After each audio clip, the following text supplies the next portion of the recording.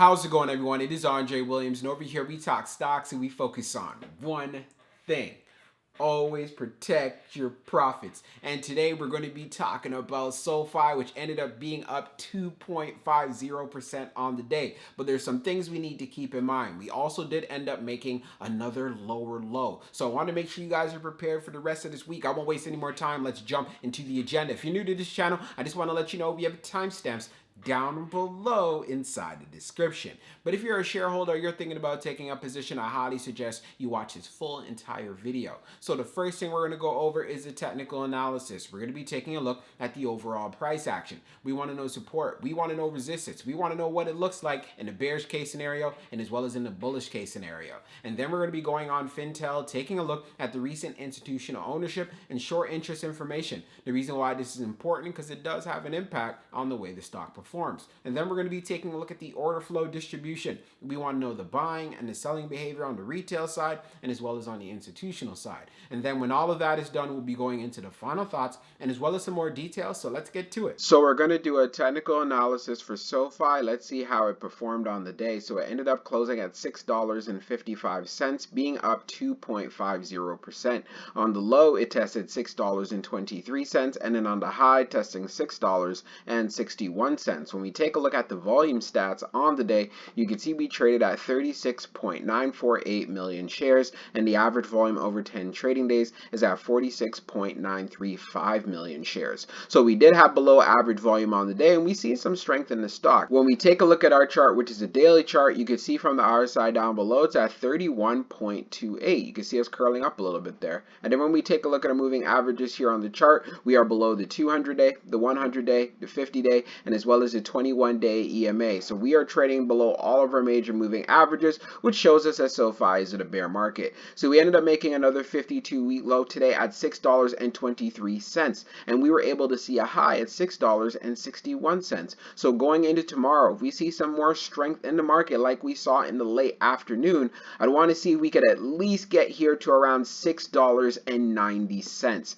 If we're able to get to $6.90, then I can see SOFI getting comfortable above 7, especially as we get closer to the end of the week. But here's the thing, if we end up having weak earnings from big tech companies, then I can see it pulling back into the $6 range. So I want to make sure I'm being clear about that. And since it did test $6.23, it could even break through that level as well. Like I said, look for that test at $6. But if it's able to show some strength or we have a surprise in regards to earnings, SOFI can make that move going to 7, and then potentially where we'll start seeing a lot more resistance will be right here around 7.34. So that is a level that you're going to want to keep a very close eye on if we're able to get to 7 and get comfortable there. And if we get to the 21-day EMA, which is at $7.88, then I can say, you know what, SOFI looks like it's ready to do a reversal. Now let's move on to the short interest information. So we're going to take a look at the recent institutional ownership and short interest information for SOFI. Scrolling down further on the page, green rows indicate new positions while red rows indicate closed positions. So taking a look at the recent filings for the 25th, let's see what we have here. So we have PFG Private Wealth Management LLC that purchased 1,250 shares. We also have TSFG that closed out their position as well. We also have McGuire Investment Group LLC that purchased 19,682 shares. And we also have Avantis that purchased 8,756 shares. We also see a closed position from Westside Investment Management, but we also have a new position here from Miracle Mile Advisors that purchased 75,693 shares. So again, it's good to see institutions have been loading up. Now, when we take a look at the short interest, the off-exchange short volume ratio is at 39.62%, and then for the off-exchange short volume, it is just over 8.27 million shares. Scrolling down further on the page, the short shares availability is at 750,000, updated 25 minutes ago, and then for the short borrow fee rate, it is at 1.41%.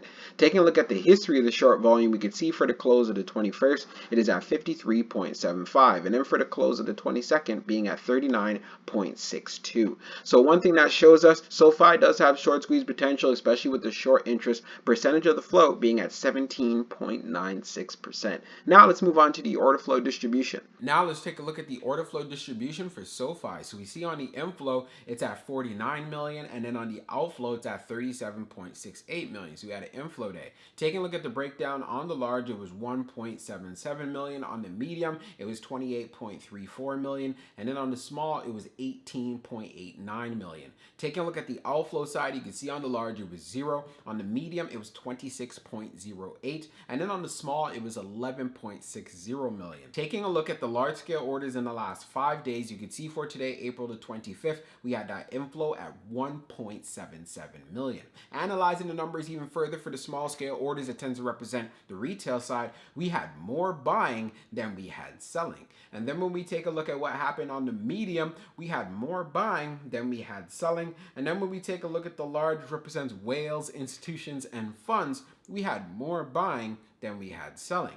And then when we take a look at the turnover ratio, it was at 4.53%. And you know what? This is not too bad for a stock like SOFI. Definitely an improvement there from what we have seen in the past. And we can clearly see from that order flow distribution, retail is even showing some more interest, especially since the stock did make another 52-week low on the day. Now, let's go on to the final thoughts, and we'll go over some more details as well. So for my final thoughts for SOFI, when it comes to the price action, so we ended up making another 52-week low at $6.23. So going into tomorrow, of course, we want to see this level hold. If it does not hold and we have some weakness inside of the markets, then we could potentially see the stock going down to where it could possibly test right at $6. I know many of you have your alert set right at that level, looking to load up on some shares. Happy to hear that, but make sure you do your homework and your due diligence though. Now, if you're looking for a move to the upside now, you need SOFI to get above $6.71 and then essentially making that move to $7. And for a full out reversal where we can start seeing some strength and we know that bulls are willing to push this stock up, it needs to get back to at least $7.88. So that's why I'd say that would be quite the accomplishment by the end of the week. SOFI can close at around $8. So that's one thing you want to add to your homework. And I do feel if we have some good earnings that comes out from big tech companies and it moves up the market, SOFI can benefit. If you guys saw today, later on in the afternoon, it picked up a lot of steam. We saw that overall for the tech sector. So that is a good idea to give you a picture of what this market can do, especially when things fall into place and when you have a strategy. Again, look at the conditions in the market. This is very important when you're in stocks like SOFI, especially since it is a growth stock that is not profitable as of yet. So it's going to get treated very differently compared to the other big names. But again, rising tides float all boats. Also, when we went on Fintel, taking a look at the recent short interest information, it does continue to have short squeeze potential. And that's part of the reasons why I say you guys want to keep an eye on this play, especially if we have a strong catalyst or we see a lot of buying coming into the tech sector. And then taking a look at the recent institutional ownership, we do see institutions have been loading up on shares as well. And we saw that inside of the order flow distribution. There's a lot of interest on the retail side, so there is demand inside of the market. So that's why you got to figure out for yourself what strategy you want to have. Are you going to be a trader or are you going to be an investor? They are completely two different things. Please do not get them confused. And I'm going to give you a good idea of what I mean by this. So many people will be saying, well, you know what? I bought into SOFI, let's say hypothetically at $6.50. The stock pulls back to $6.20. And then they're like, hey, I'm an investor, but I am frustrated. If you are an investor, you shouldn't be frustrated whatsoever. If the stock pulls back, that's an opportunity for you to add to your position. If you are a trader now, then of course you need to make sure you have the right risk management to protect yourself on the downside. That is the difference. As far as investors, they have a long-term approach. And as far as for traders, they can have a short to medium-term approach. Figure out what's right for you. Don't get the two confused, because when you do, I've noticed they start pushing the blame out there saying, well, you know what? I was listening to so-and-so. I was taking advice from so-and-so. People said it would do this. Again, if you don't have high conviction, then you have no business being an investor in this stock. So I hope you enjoyed this video, and I can't wait to see how the stock performs going into tomorrow. We'll talk soon.